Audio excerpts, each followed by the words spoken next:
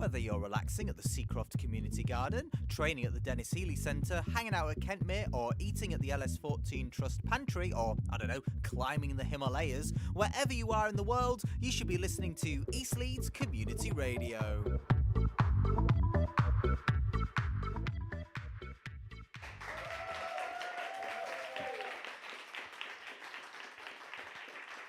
Hello, good evening, welcome to Chapel FM Arts Centre.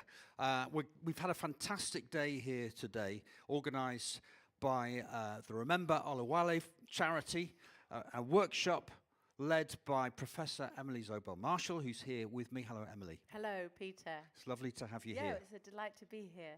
It's been a great afternoon. Have you enjoyed yourself? Yes, it's been amazing just to see how people can just engage in writing poetry with, a few prompts and just come up with some incredible material that you're going to be able to hear tonight. Wonderful. You've got a lovely group of people here waiting to read and also to be interviewed in terms of the process of what's been happening so far. And if you haven't been to Chapel FM before, you're very welcome. We do masses of stuff here, particularly for writers. I can see some of you were involved here tonight, involved in Writing on Air, which is our festival that happened very recently with about 75 different programmes made by about 60 or 70 writers. We do that every year. And also I have a weekly podcast called Love the Words, but I'll say a bit more about that later on. First of all, I'm going to hand it over to Emily, and you're going to tell us a bit about the charity. Yes, indeed. So today and this event and the workshop, the poetry workshop that we had today, has been a Chapel FM and David Oluwale Memorial Association collaboration, supported by Leeds Beckett University students who are here today as well, and they'll be sharing some of their work, and we'll be talking to them about the experience. So I am from the David Oluwale Memorial Association. We shorten that to Remember Oluwale, and I'm the co-chair of the charity. So really we're an anti-racist organisation that also deal with issues of homelessness and ill mental health. And the charity was set up as a memorial to a man called David Oluwale, who was killed by Leeds police officers. He was drowned in the River Aire in the 60s. He was a migrant who came here to Leeds in search of a better life. But because of racism, he was persecuted, he was hounded, he was abused by 2 Leeds police officers. So what we do, we take this tragic story of Oluwale and we use it as a platform to call for social justice. And we've been really successful in many ways in getting Oluwale remembered in Leeds. So there's an Oluwale bridge now across the river. There's an incredible sculpture called Hibiscus Rising that I hope our listeners have seen, and if you haven't seen it, you must go and see it. It's a 10-meter hibiscus rising out of the pavement, and it's a memorial to Oluwale by a famous sculptor called Yinka Shonibari. So we've worked with Yinka to create this sculpture, and we've worked with Leeds City Council to put a blue plaque on a bridge in remembrance of Oluwale, and also to have the Leeds Bridge there to also remember his name. But what we do at the association as well is to try and use art as a platform to call for social justice, because we think that words, we think that poetry, writing, art is a way for people to empathize with these sorts of stories, to walk in other people's shoes. And we want none of the things that happened to Oluwale to ever happen in Leeds again. And we've had tremendous support from the city. And the Oluwale story has also inspired writers and artists from across the world. So when his story was forgotten by officialdom, it was the artists, the writers, the musicians that kept his story alive. And that is often the case with these sorts of difficult histories and difficult stories. So we're just going to hear a little narrative now about the story of David Oluwale. So we're just going to play that. And it's narrated by Abdullah, who's also a member of our Doma charity.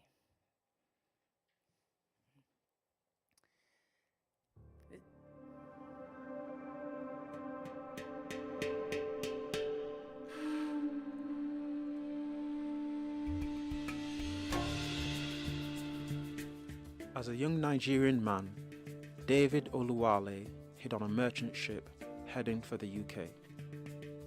David was briefly sent to prison in Leeds for travelling without a ticket. Back then, Nigeria was a British colony, and as a British citizen, David soon found work rebuilding England after the war. David was the life and soul of the party. His friends called him Yankee because he loved dancing to American music. People of colour weren't always welcome in Leeds, but David and his friends always stood up for themselves when they experienced racism. One day, they were accused of not paying their bar bill. David protested and was hit on the head with a police truncheon, arrested and sent to prison.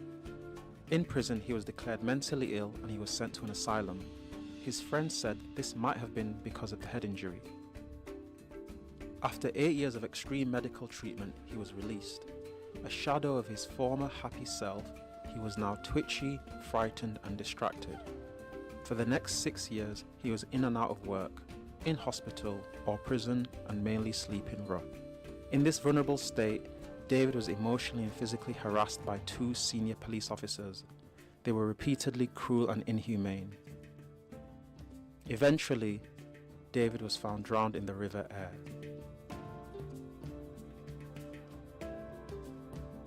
A 19-year-old police cadet, Gary Galvin, had heard rumours about Inspector Elliker and Sergeant Kitching, and he believed they had killed David. Very bravely, he spoke up and an investigation recommended that the officers were tried for serious assault and murder. But they were only found guilty of assault and only got short prison sentences. There was some protest about this, and ever since, his story has inspired people to write books and poetry and create music and art. Today, Leeds is a diverse and more welcoming city, but the issues that David faced are sadly still relevant. We formed a charity to make sure David's story is remembered so that no one suffers the same fate. Shouldn't everyone be treated fairly, equally and with respect? A blue plaque was put up in the city to remember him and a new bridge named in his memory. Yinka Shonibare, an international renowned British-Nigerian artist, was commissioned to make a public sculpture for David in Leeds. Remembering his own happy childhood in Nigeria, Yinka created a giant hibiscus flower bursting from the ground in an act of defiance. The interconnectedness of people across the world motivated him to use Nigerian Ankara patterns that themselves are rooted in Indonesian batik designs. Hibiscus Rising is a beautiful and joyful piece that celebrates the vibrancy of Leeds today and evokes hope for a more inclusive and fairer society.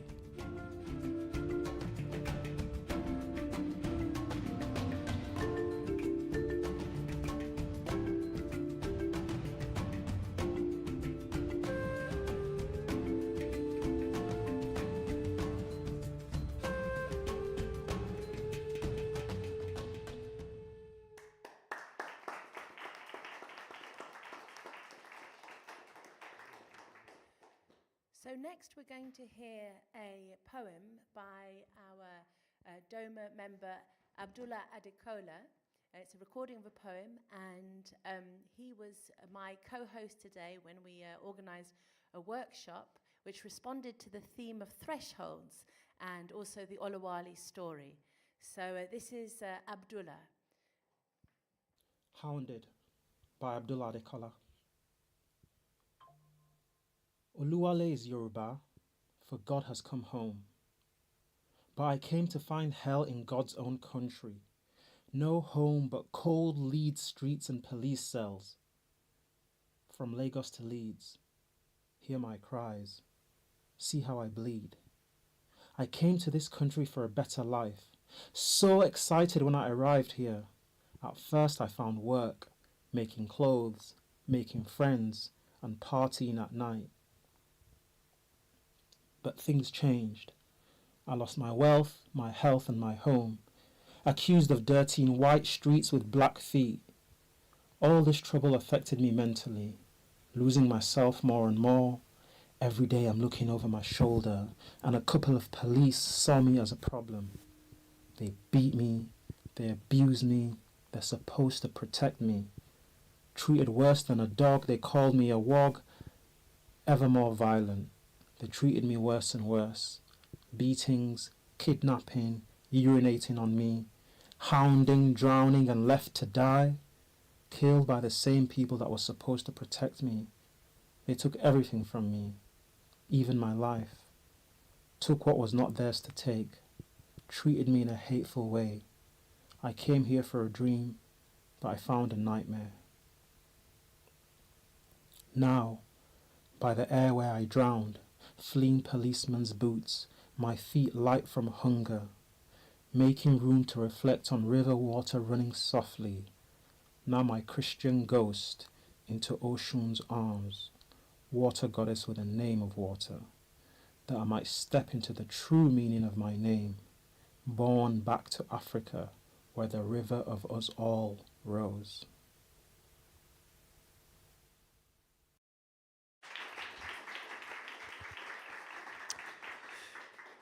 So thank you very much to Abdullah.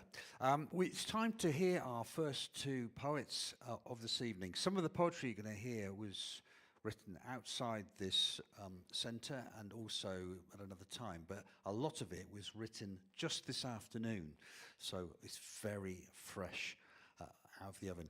And the theme of the day really was thresholds. So the idea of threshold. You want to say something about that, Emily? Yes, so we were writing into the theme of thresholds, and that was the theme of your Writing on Air festival.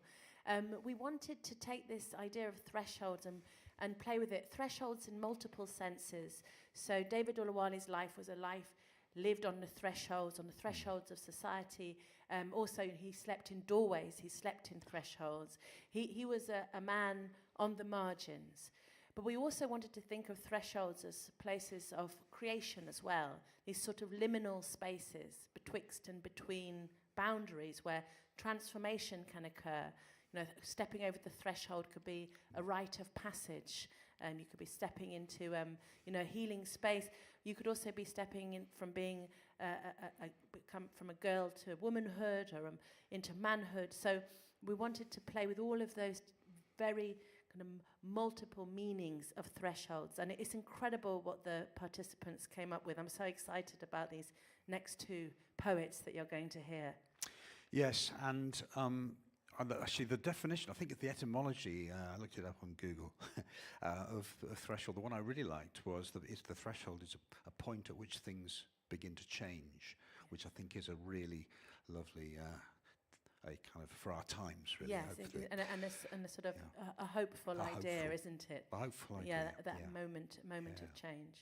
Well, as I say, we produced about 75 programmes in Writing on Air, all on the theme of thresholds, really just from all kinds of angles. And we produced this anthology, which is we produce one of these every year. Just this is for the writers in the room.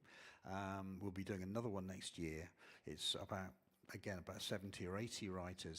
Some people who are published in here published for the very first time, others very much more established. A few people in the room published in this book, and it's rather a beautiful thing. We're rather proud of it. There's copies of it downstairs if you want to buy one for £8, or just have a look at it before you go out. So, without any more burbling from me, we're going to have two poets. We're going to have Marcia and Efwa.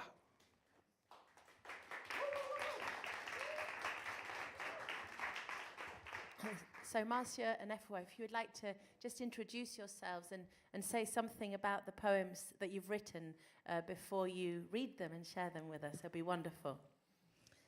My poem is about a big time of change for me during lockdown. Probably speaks for itself. Big change in my life. It's called Leaving. And my poem is about a trip that I made last year to Ghana, which is where my family are from. Okay, Marcia, if you'd like to start. Leaving. What if I made a mistake? What if I couldn't endure the pain? What if I could accept that it was fractured with no firm foundation? What if I'd ignored the stench? What if I'd taken notice of rotting in all the red flags? But what if lockdown lasted forever? And what if the colours of the rainbow signalled hope? What if the depth of the red and the brightness of the orange and the yellow meant sunshine and warmth could return? But what if I made a mistake? What if I could reach out and explain again?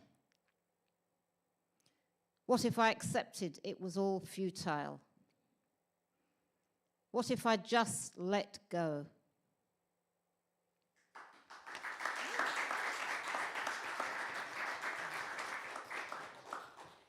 So this poem that I wrote today is called Ogua, which is the old name for Cape Coast. As you bow through the entrance, you notice a photo of the Obamas before Barack's hair turned mixed peppercorn, before Michelle embraced her braids. Where could they have stayed, you think, when they stood beneath the salt grit sand of Ogua town? The sky is cloudless, except a few stray wisps of sea spray and the Danish woman's solemnity, which catches the back of your throat. Don't you feel the tough stone walls white like the sound of mercy? Can't you smell the ground risen 10 centimeters high above flagstones encrusted in perhaps your ancestors' shit?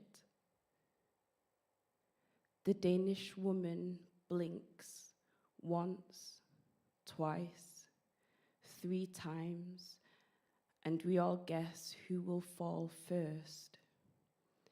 You grab cousin Owusu, find the grand 14th century courtyard, find its light sucked and served to its masters.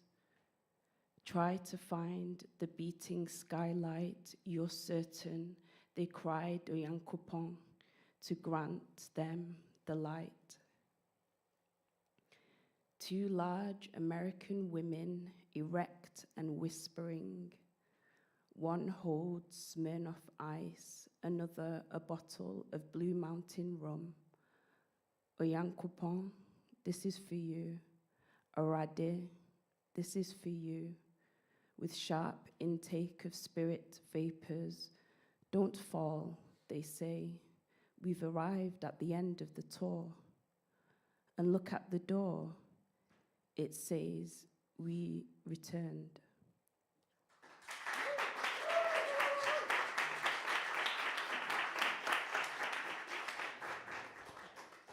Wow, thank you. That was so powerful. Thank you for reading that material. And as Peter said, that is, incredibly fresh material because it was just penned this very afternoon. So it's amazing to be able to go, from the page and to the airwaves in such a smooth transition. So well done, both of you. That's fantastic. So now we have a special guests here, which are our Leeds Beckett students. So these are all students on the Humanities and Social Science degree at Leeds Beckett University, and some of them are doing English, some of them are doing English and creative writing, and they've all been working with Chapel FM and the David Oluwale Memorial Association to make this whole event happen. They've been really key from the very beginning in the planning, in the organisation, in the social media, and not only that, they've taken part in the workshop. So without further ado, I'm going to ask a few questions to the students. So tell me, what's it been like? What's the experience been like of doing a work placement with the David Oluwale Memorial Association and also with Chapel FM? And just introduce yourself before you start speaking. Hi, I'm Brody. I'm doing English and History at Leeds Beckett. The experience has been very insightful. It's been a very new experience for me. I've not done anything like this before, so it's been great. It's been a great learning opportunity. So alongside Chloe, I've been doing a lot of the marketing behind the scenes, I guess, on the Instagram in particular. So that's been great. And I also wrote an article for the Tab to promote the event as well. So that's been, I've gained a lot of experience from it. It's been a great collaborative environment. So. Fantastic. Thank you. That's great to hear. And that also just to think about the kind of the force of collaboration as well. When institutions come together and work together, quite beautiful things can happen, can't they? So can I ask you, if you had to choose, one sort of stand out moment of learning or growth from this placement activity, what do you think it would be if there was a standout moment? Hi, I'm Malika. I'm also on part of the English and History degree as a Leeds Beckett student. I think the most important part is how rewarding the entire experience has been. As Brody has already mentioned, it's a very new and experience which I think can seem quite alienating at first, especially to come into a very tight-knit community where things like the legacy of David Oluwale has already been very celebrated. So to take part in that is very, very important, and to explore the social context of today's society, the way that why it's still important, the different factors of how his identity interacted with each other. It felt very pertinent to me as a person, and I guess it just felt important to celebrate that. Thank you. That's wonderful answers. Thank you. And as younger people, not old farts like us, what would you say is one of the key things? Everyone's shaking their heads at me. What would you say is one of the key things that we could do as organisations like Chapel FM, like the David Oluwale Memorial Association? Like, how can we engage younger audiences in these kind of stories? What would be a key way of doing that? Thank you. Okay. I think in particular with the younger generations, we're using social media more, so I think using those can help as well. But I do find that talking about personal and important stories that are unheard of or untold are important as well in communities like these, in small art-based groups. I think that's quite important. I think sort of getting and reaching them to maybe societies or, I don't know, universities, schools, I think that's quite important, getting people used to interacting with charities and important stories, especially at a younger age as well. I think that can be quite important. Wonderful, thank you. Thank you. And then just finally, we've been told in the media, that poetry and writing is considered to be kind of cool again in this digital age, even sexy, and that people want to be photographed with their novels and reading books, and supermodels want to be, walking down the catwalk with books in their hands. So, there's a resurgence in this digital world of books and reading, and reading is considered to be, have worth again. What do you think about that in terms of reading and writing? Is that do people ever say to you, "Oh, you're doing an English literature degree or creative writing degree? What's the point in that?" And what would your defence be in terms of the importance of reading and writing and poetry? Thank you. Well, I don't think it's necessarily that reading and writing is sort of like sexy or like attractive. I think it attracts younger people because we live in such a media saturated time where we're just really overwhelmed with like being bombarded with all this like social media, where sometimes we just need a break. We need to like log off and kind of just pick up a book.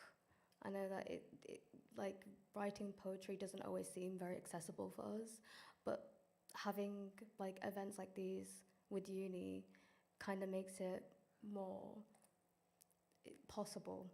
And so I think none of us would like really have, a lot of us wouldn't have really like given the poetry thing a go, but it's been really nice to be able to do that.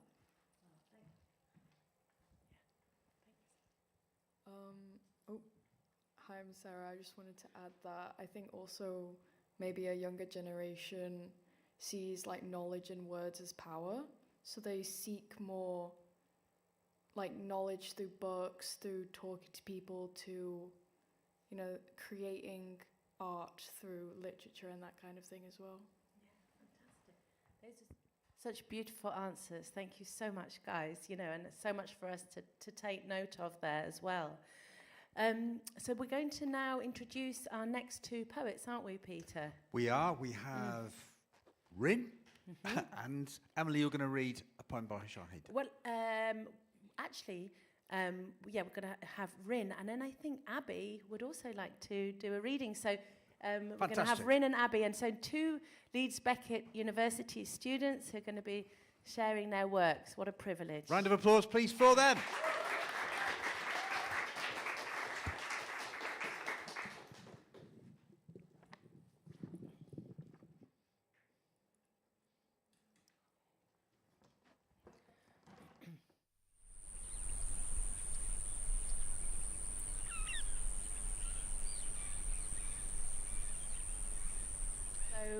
Rin, would you like to start? Yeah, so I'm Rin. I do creative writing at Leeds Beckett, and I wrote a poem about David Oluwale and what he experienced when he came to Leeds. Not just the bad, but definitely touched on the good as well. So this is called Hounded to His Death. He stepped from the ship into Yorkshire rain, a young man chasing work, chasing hope, chasing the simple promise of a life rebuilt. Leeds rose around him, mills humming, chimneys breathing, streets that never quite softened, but still held room for possibility. He worked. He laughed. He found friends in the corners of cafes, in the warmth of shared meals, in the rhythm of a city learning to know him. But the world can turn sharp. Illness crept in, jobs slipped away, and the city that once felt wide began to narrow around him. Nights grew colder, doorways became shelter, and those sworn to protect became shadows that followed him. The uniformed men who should have offered safety brought cruelty instead. Harassment, humiliation, a campaign of torment that chipped at his body and tried to break his spirit. Their power was a nightstick. His defense was only endurance. And he still carried on, moving through Leeds with a quiet resilience the city did not deserve. One night, beneath the dark arch of the bridge, the story turned. The river took him, not by choice, but by force. His life ended where water meets stone. Leeds woke to the news and for too long looked away. But truth has a tide of its own. The city learnt what had been done, and the names of the officers echoed through courtrooms that finally spoke the words David had never been allowed to say. Now his name is carried on plaques, by poems, by the bridge that bears his story, by the people who gather to say he mattered. Artists paint him, writers honour him, the city that once failed him tries, in fragments, to make amends. And the River Aire, that silent witness, holds his memory gently now. Its waters a reminder that a life can be lost but not forgotten. David Oluwale walks with Leeds still in conversations about justice, in the push for dignity, in the promise that no one should ever be treated as he was. His story flows forward, carried by those who refuse to let the past be buried, and the river remembers, so do we.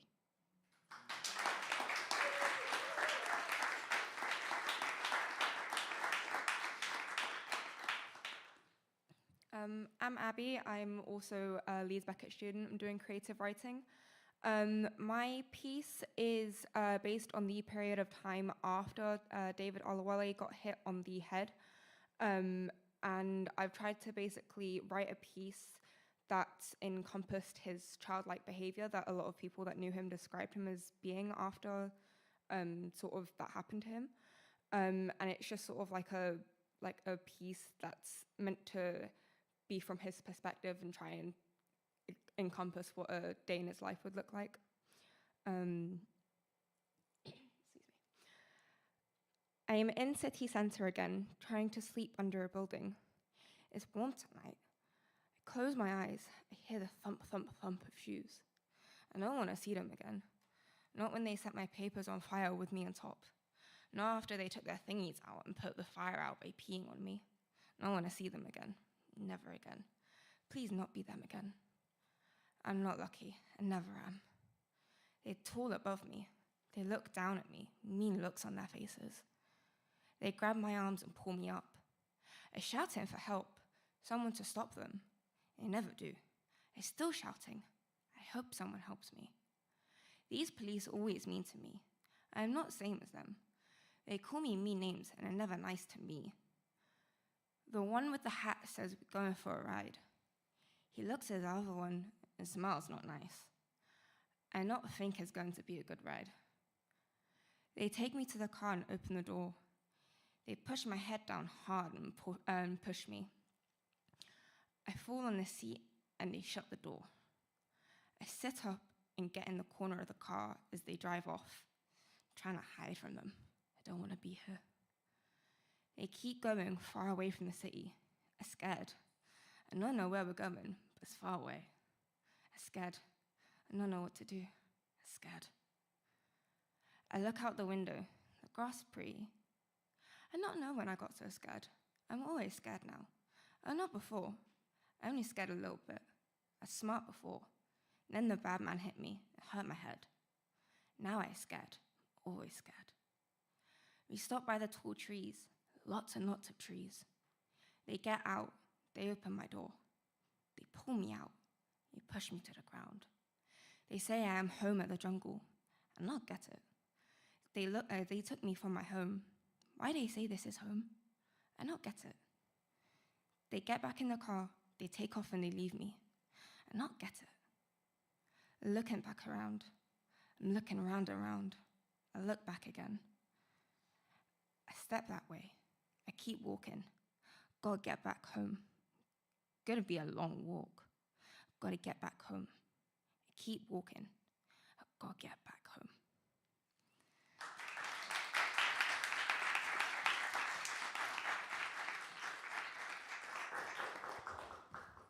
Are you going to read Shahi's poem, or are we not going to do We've that? actually got another slot to be able to do that. So Fantastic. We can just call our next two poets up. Good. Well, the next poet is somebody we know very well here at Chapel FM, James Lewis Moran, who writes many poetry books and is very much part of this building. So, James, and also we have Pauline is up. I'm afraid I can't give you such a glowing introduction, Pauline, because I don't know you, but it's lovely to have you here. Sorry, go on. No, I was going to say, so both James and Pauline again have just penned these poems, so they're fresh from this afternoon. A round of applause, please, for James and Pauline.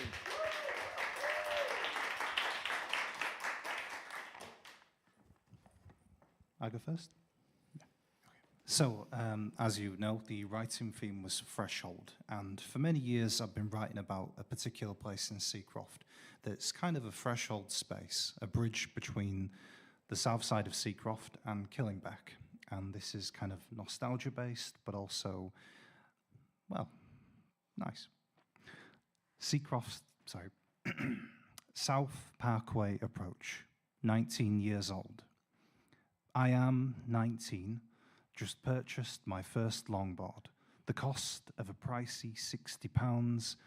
I remember EMA, a weekly grant that gave me disposable income, freedom to buy transport, wheeled forms of fun. South Parkway Approach. On each side, old oak and willow trees, grass verges and plain fields, below an iron fence. There lies the beck and its splashing water waste. I am 19, skating up and down South Parkway Approach, burning calories, stimming away to counteract my insomnia, my longboard with a flint kicktail that creates sparks. I attempt to foot brake and do manuals quite badly. South Parkway Approach. Crossing the road here, it's hazardous at best.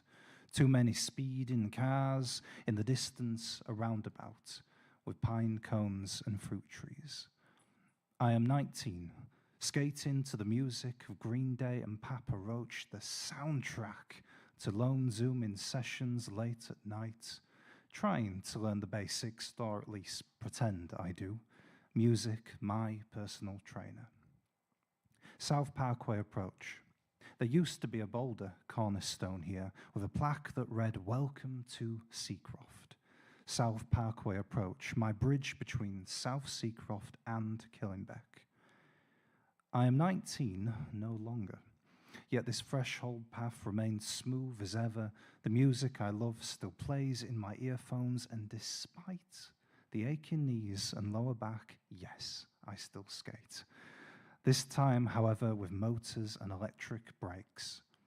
And South Parkway approach, my sacred rolling runaway, it still remains.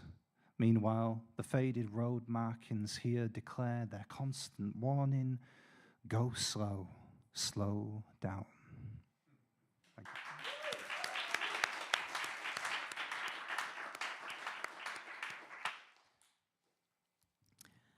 Hi, my name is Pauline, and this is my first time at Chapel FM and my first time on a workshop of theirs. So this is called Tar Baby. So it begins. It started young. Dark, swallowed suppression, silenced. You know too much. Freeze. Oh, to be seen. Black, tar baby, blick, get back. Putrid bile rises, retching throat tenses, sour, bitter jaws twitching. Is it really love? Enceinte, destiny raped, stolen, silenced. I'm fine. I'm fine. Dark, suppression, silenced. Then, gurgling, giggling blessings, born from loving loins, expectant buds spout, sprouting, tending, feeding, flowing. You're a tender gardener. Long locks flowing, ancient ancestral connection, genuflecting, ancestral altar.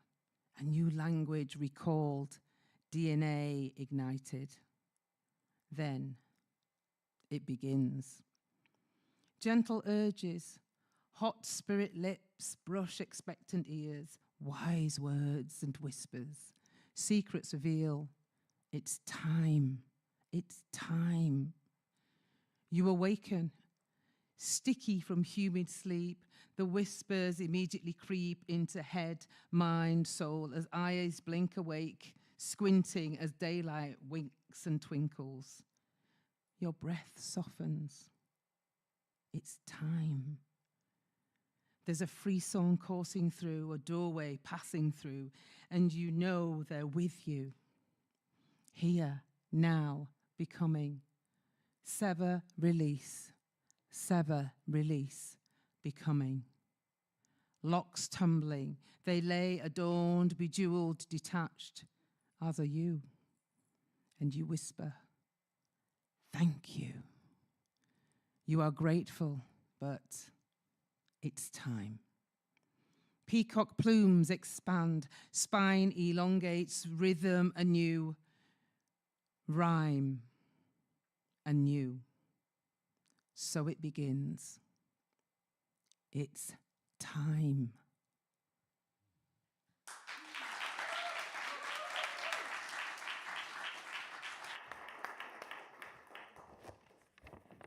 Wow, absolutely phenomenal. Breathtaking work. Thank you both. That was absolutely fabulous. And now we are going to focus on a few of the happy times that David Oluwale lived through. It's very easy to just focus on the tragedy of Oluwale's life. But as an association at Remember Oluwale, we also want to recognize the joyful times that he had in his life. He loved to go dancing, and in particular to a nightclub that was called the Mecca Ballroom in Leeds. And usually there were live bands there, but sometimes there were DJs too, and between the breaks they would play records. And this song that we're going to play next is the kind of song that David would have liked to dance to. They used to call him Yankee because he loved American music so much, and he had all the moves. So it's good for us to to remember that the sum of David Oluwale, it was not just his hounding and his death, but he was a man who lived with all sorts of experiences in his life, and not just one of tragedy. So this is to a happy David. This is to the Yankee that his friends knew. And the song is called Jive and Wail by Louis Prima. Take it away. It looks like it's gonna hail. Baby, baby, it looks like it's gonna hail. You better come inside, let me teach you how to jive and wail. Oh, you gotta jump jiving, then you really gotta jump jiving, then you really gotta jump jiving, then you really gotta jump jiving, then you really gotta jump jiving, then you will wail.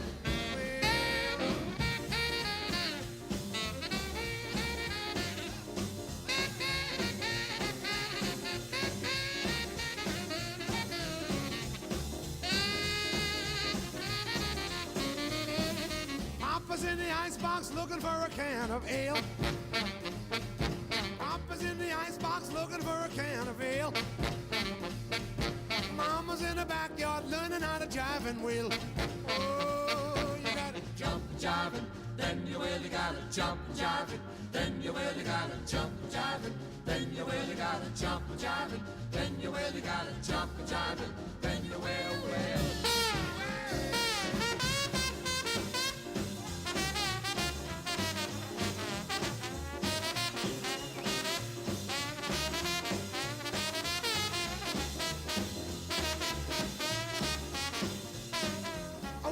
A woman and a man ain't nothing but a male.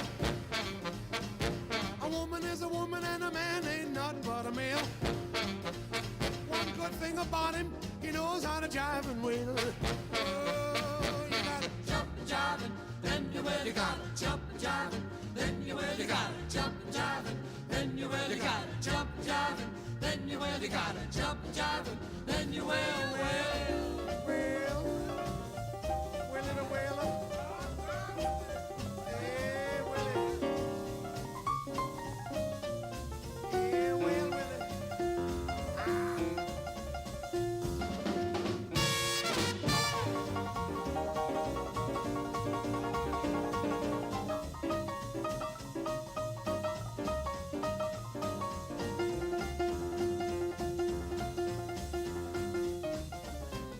Jill went up the hill to get a pail.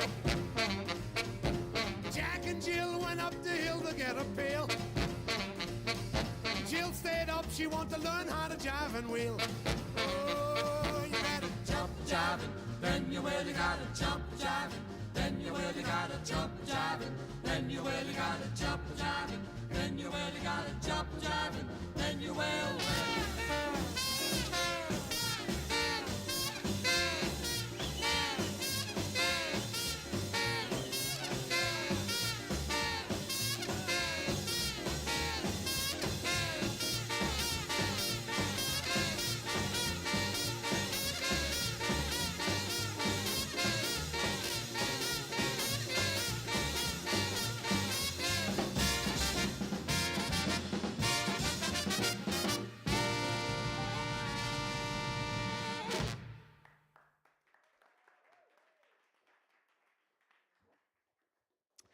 So, yeah, thanks, Louis Prima, and thanks, David. Thanks, Emily. We're going to hear more from Emily now. And it was fantastic recently to interview Emily Zobel Marshall on Love the Words, which is the weekly program that I have. It's a podcast. You can find it on our website, Love the Words. There are 342 episodes of it now, I think. And I think it's a real documentation of the kind of the literature life of this region, really, over the last 10 or 15 years. But it was great to finally have Emily on the program, reading from her two collections, wonderful collections. And thanks so much for today, and Emily. And we're going to hear three poems from you. So a big round of applause, please, for Emily.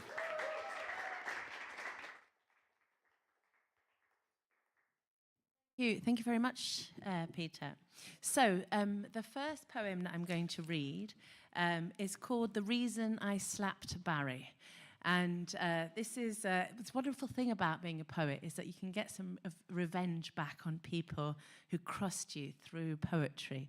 But each of these are threshold poems, and I think that as a mixed heritage person, you very much sit on the threshold, and because of that, people do like to try and put you in a box that you don't fit into, and that can be the source of great frustration for people when they can't place you in the categories that they want to place you into. So this one's for Barry. The reason I slapped Barry. I wasn't sure that I meant to mark my hand on your face and wobble your fleshy cheek and bring tears to your eyes.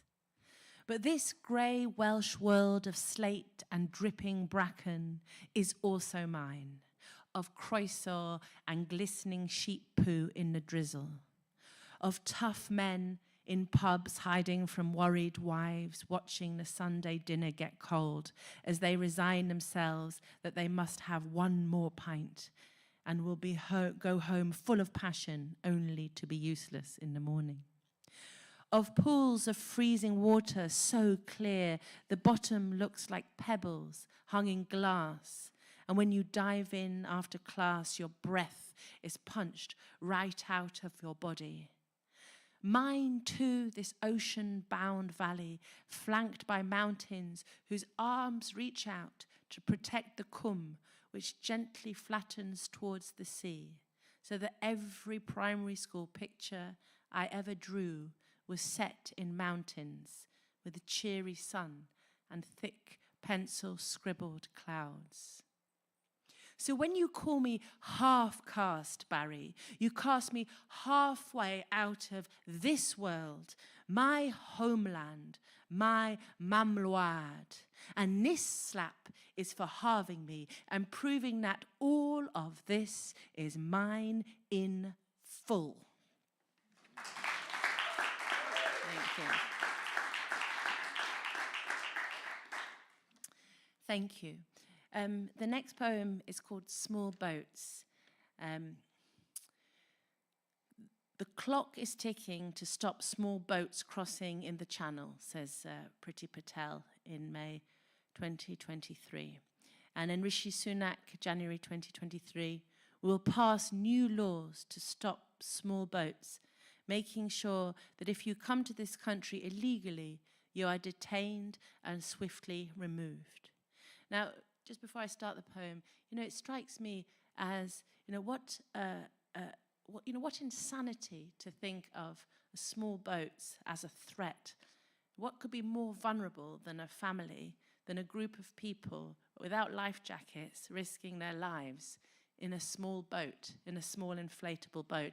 And yet this has become the vessel for people's anger and people's sense of wanting to defend our borders here in the UK.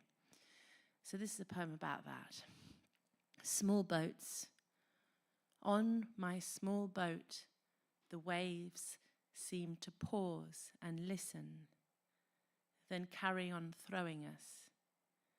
In the pauses, I try and understand why Mum brought me here. She doesn't seem to want to look at me. Says there are too many of us all squashed together. Even though she holds me, we are still cold. And the night presses on my eyelids and fills me with salt breath. I used to swim with my best friend. Back then the sea was calm and kind, keeping me floating, eyes half closed in the sun's rays. This sea, she is wild. Maybe she wants to finish off our small boat. I want to reach where the clouds lift. That's why Mum brought me. I can already see our tomorrow. It's like watching daybreak through a freshly cleaned window, or like me and Mum floating suspended on still mirroring silken water.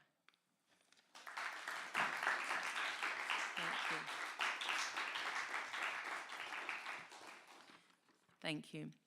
And the last poem I'm going to read is about my son, Theo. He has a big curly hair, just like me. So he's got an afro and he likes to grow it out. He's always liked to grow it out and just like very proud of his curls, his big curly hair. Oh, and then this happened. When my boy was shorn at the barber shop, and this is the threshold I was thinking, of that rite of passage that teenagers go through. When my boy was shorn at the barber shop, for weeks you check your 12-year-old profile in car windows, pinning your fro back at the sides, searching the internet for photos of hairstyles for mixed-race boys, and finally, after a life of home cuts, you are ready. On a grim street, the barber shop sits and smells of sweat, testosterone, spiced aftershave.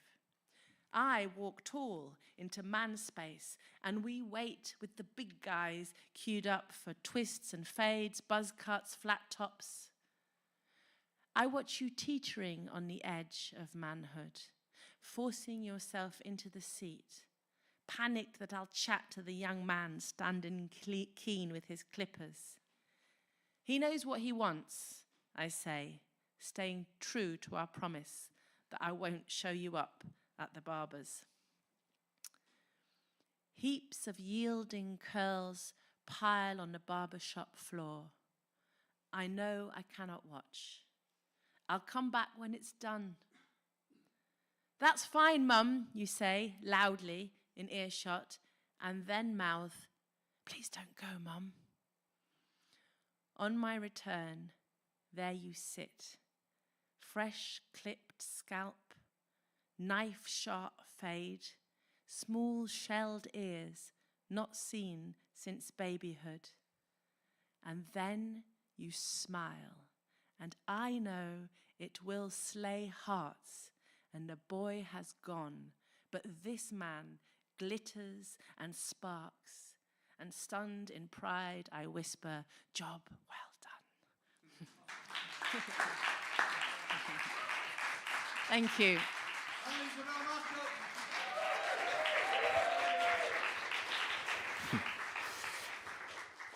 We're going to have two more poets now, our last two. But just before we do that, I'd really like to thank some people for today, and particularly Chloe Hudson here, who's done a hell of a lot behind the scenes, and also the lovely people who cooked for us this evening. So a big round of applause for all of those people, please.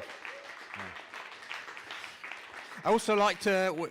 This place wouldn't work really without Elliot Moon behind the desk there, but all the volunteers who he has, technical volunteers. So we have Emmaus, and I'm sorry, I didn't catch your name. Adam. Emmaus, and Adam, and Elliot. So now we have our two final poets. Well, no, actually, just one, isn't it? And you, Emily, but you're reading somebody else's. So Lara Rose.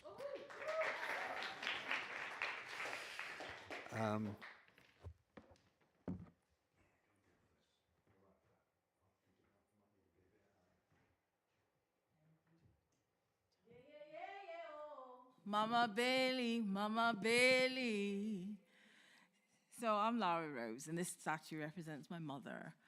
She passed away a couple of years ago, a year and a half ago. And while we were in the workshop, we were prompted to write poetry from another person's perspective. And usually I write from my own perspective, so I try to imagine my mother saying this poem to myself. So here it goes. Memory of harvesting, memory of breaking open coconuts, memory of Frejon, Afro-Brazilian bean dish, memory of sumptuous Moorish salivation on the tongue, my mother, secret recipe.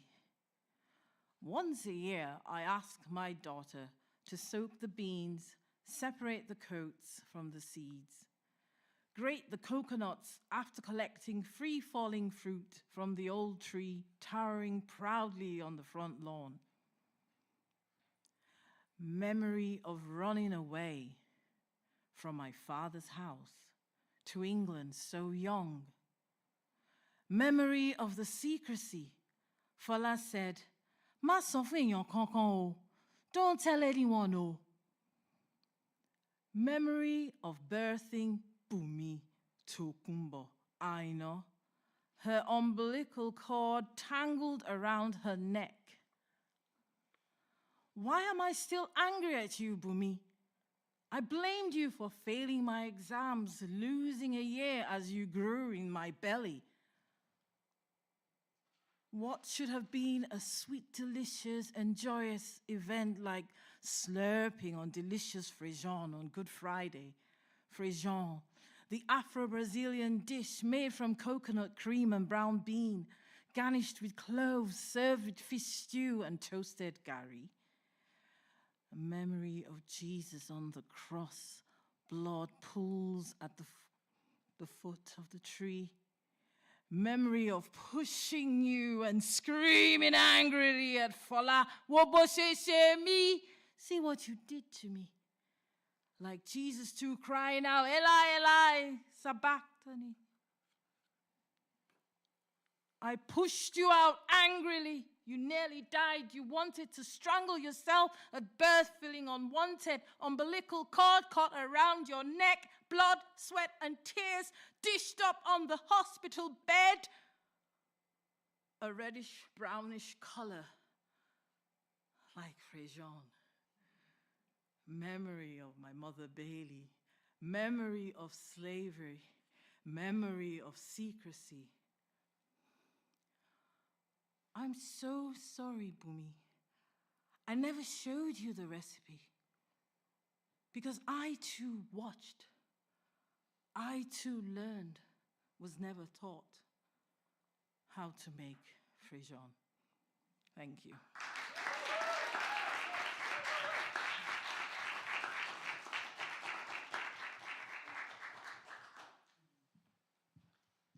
Thank you so much, Lara. And I'm going to read two poems now by Shahid, who is a Leeds Beckett student who has also just spoken really powerfully about the importance of poetry and words in our modern world. So the first poem that I'm going to read is called Mummy. Oh, Mummy, I can feel it. The soil spills out of my skin. Oh, Mummy, it's so heavy when it sinks in. Hope you're well, hope you're warm. Oh, didn't you hear, Mummy? Oh, Mummy, I can feel it. It's still seeping my wounds. They're brainless. I'm thinking, but I'm filled to the grim. I'm down again. I'm overflowing. I think it's too much, Mummy. Oh, Mummy, I can feel it's bubbling all the way up. You used to hold me. You bathed me. I feel so dirty, Mummy. I feel so sleepy. The water has me drifting. Can you see? Oh, I can't feel a thing. I'm shaken. I'm hungry. I'm bloated.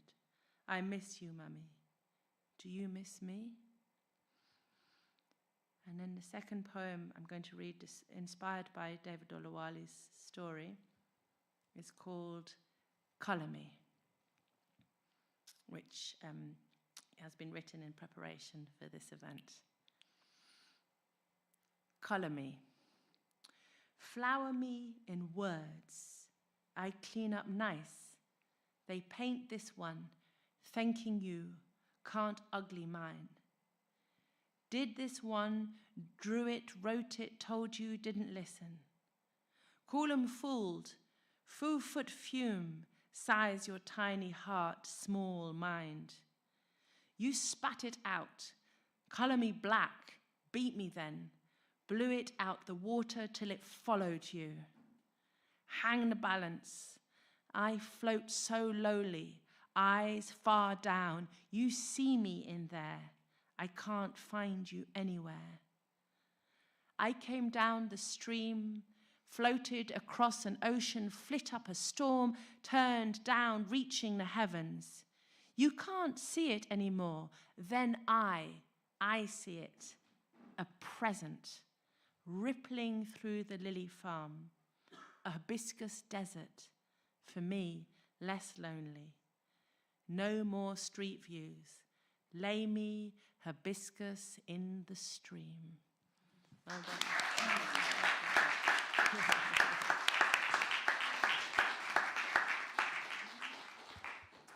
Thanks ever so much, Emily. Well, we're coming towards the end of the show, folks. I'm going to read you a couple of poems. One of them is from Threshold, which is our anthology. And I'm going to read you one, first of all, from my last collection that came out last year, which is called, the collection is called Sun Tanking.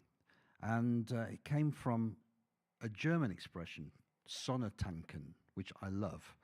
And it means to fill up with sunshine. So if you've been out in the sunshine today, as I was, just outside, and just letting the sunshine hit your face or your skin, you are Sonnetanken. So that's why you have the kind of ice cream colours of this book.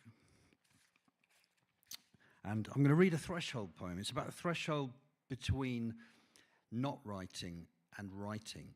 Because sometimes if I haven't written anything for a long time, I have to kind of make friends again with the part of myself that writes. And I have to kind of entice that part of me back.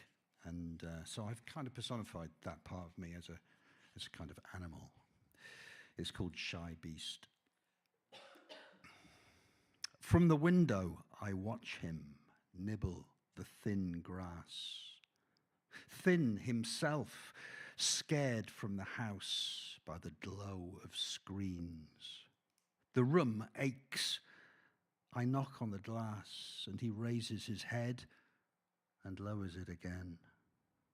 I scatter some vowels on the top step. Next day, half of them are gone.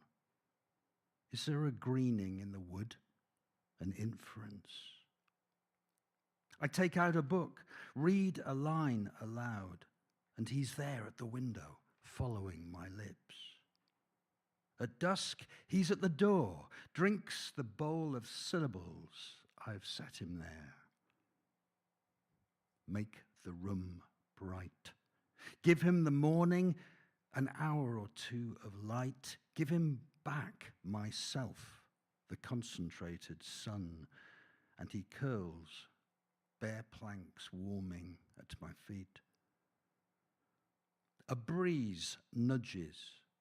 The blackcap slings its tune. A prink of blossom on the plum, and I sit at last to write this poem. Thank you. And I'm going to read you one from here. This is by Gusharan Rai, who we call Sharon, or she calls herself Sharon, in the writing group that happens every Wednesday afternoon here between 1 and 2:30, which you can come to. You're very welcome, anybody here, to come to that or join online. Just have a word with me afterwards. And I don't know where this title came from. I think it was a prompt, but goodness knows where I got it from. So the title and this prompt was, I wonder if the sergeant knows. I think it came from some kind of old song. So this is Sharon's poem. How naughty and rebellious you have become, not polishing or cleaning your shoes, and not ironing and washing your uniform, not conforming, becoming delinquent. It's time to create a revolution for the next generation and not have a war. Instead, embrace with grace, being grateful, promoting a good thought for a good cause. You must be tired and sore. However, just remember who you are fighting for. We are all made from the same organs. And don't lose your life for the avaricious directors who always want more. Thank you. Thank you for those beautiful poems, Peter. Now, I just wanted to ask you a few questions. Okay. Because, you know, you are both poet and broadcaster, and you seem to carry these, wear these different hats seamlessly. So could you just, very beautiful hat it is too. Could you just tell us a little bit about the roots of Chapel FM? You know, how did it get started and what fired you up? Well, I wasn't there at the very beginning. It started off as East Leeds FM in 2003, and it was a broadcast in John Smeaton School. So Heads Together, who are the kind of production team behind the whole thing, started to broadcast really as a way for students at the school to communicate with each other. And then we moved into an old rent office in Seacroft, and then I joined there. We were there. It really was just, well, a few of us will remember that building, but it was like up some old steps, unlit, and all a bit small and shady, and a bit primitive, actually, to be honest with you. But then we came across this wonderful building, and it was falling down. Pigeons were flying through the roof. The Methodists, bless them, were dying out, really. They were getting very old. They couldn't maintain the building. It would have been pulled down. We started doing these 24-hour music marathons, which is called the Music-a-thon. We still do that. And in the freezing cold chapel overnight, and it was brilliant, and we thought this would be a fantastic venue. So we raised about £1.5 million to do this place up. There's 5 miles of cabling all the way through the building, and it's an art centre. As you see, it's this wonderful theatre. We've got studios downstairs, and we have all sorts of groups, young people, older people, anybody in between, coming and doing fantastic things here. Yeah. We hope they're fantastic. Yeah, well, they are fantastic, and and this is just such an incredible space to be able to broadcast from. It's holy. Well, it's funny you should say that, Emily, because actually, although obviously this has we have no connection with religion, we do feel that there is a continuity from the past, because obviously this floor wasn't here. These are all the top pews, and you look down to the pulpit, and the minister. It was all about the word. And the Methodists very much, and I really admire them. I'm not a Methodist myself, but they are very much into the word and action. Doing stuff in the world to make the world a better place, and about community. So I'm kind of hoping we still hold that. Yes, and you told me that you had the names of the founders, where it was the print of the sound print of their names has been immortalized in the stained glass. You can't see it right now, but in the stained glass of the window, there we go. That is the sound print of the names of the founders of Chapel FM. How cool is that? Very cool, and it's a great idea. Yeah, so you see the blue there, that blue shape. Inside you'll see, yes, those, as you say, Emily, they are audio signatures. So we set our names into a recording device, and that's what they became. And my son is up there, and I'm there, and loads of other people too who are involved. Are you in there? James is there too. Age 17 at the time, I think. Oh, wow. Yeah. What a wonderful, how we really kept involved then. Yeah, once you're up there, you can't. There's no getting away, is there? No. That's true. And so, you're a poet. How many collections? I think it's. This is the third one. The third collection. Yeah. And you love doing poetry programs. What is it that keeps you writing? Is it a sort of people sometimes think, it just flows out of me. But it must be quite hard to juggle the broadcasting and the creative writing. First of all, what compels you, and how do you make time? I think the two sides of my work kind of feed each other, I should say. I love working with people, and I love coming in here. It's a wonderful building. I love the people that I work with, and the community that we work with, different communities. However, I'm actually quite a solitary person. A lot of writers, I think, are quite solitary. I don't know how other writers here would feel, but I need personal space, all the rest of it, and so writing is a place where I go. Oh, that's a place that I go to do my writing. But I suppose the answer to your question, I mean, if I don't write, I don't feel very happy. Writing makes me well, I suppose. Yes, I get a bit ill and fractious and nasty if I don't write. No, I can absolutely relate to that. And I think a lot of people who write, a lot of poets can feel that. That it's a well-being tool. It's a necessity. Yeah. Well, thank you so much, Peter. I think we're going to call our evening to a close. I think we are. Unless you've got anything else to say. I don't think we have. Thanks again to you and to everybody who's been part of today, and I hope you do this again sometime. Yeah, a huge thanks to our participants, to those of you that decided to be brave enough to just come and read unbelievable poems at such short notice that you just created this afternoon, to our Leeds Beckett students who've been brilliant in sharing their ideas and their poetry, as well as organising this whole event, to Chloe, who's just the linchpin behind everything, and to you, Peter, as well, for inviting us into this wonderful space and hosting the whole event. So thank you. Thank you. And I would like to say also how lovely it has been to have the young people, the students here, and really talking so eloquently about why we need writing, why we need poetry, why we need art and art making in this world we're in. Anybody who's in this building now, in here, who wants to get involved with writing on air, or any of the broadcasts we do, or the writing scene, or volunteer for the tech, anything at all, just have a word with me afterwards, or bung me an email at peter@chapelfm.co.uk. Thank you, Peter, and thank you, everybody, for listening and participating.